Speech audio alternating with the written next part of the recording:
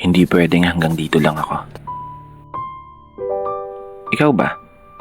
Ano bang pangarap mong maging? Ano pa ba yung mga lugar na gusto mong marating? Ano pa ba yung mga bagay na hangad mong gawin? At ano ba ang laman ng palagi mong hiling?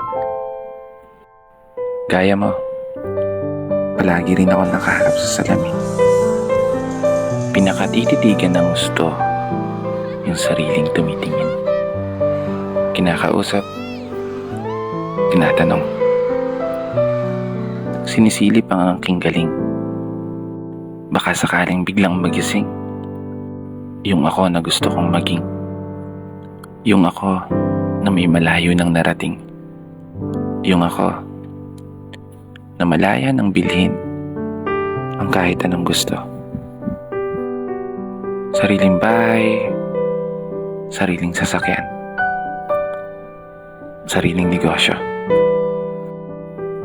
Isang ako sa katauhan ng isang tagumpay na tao. Isang ako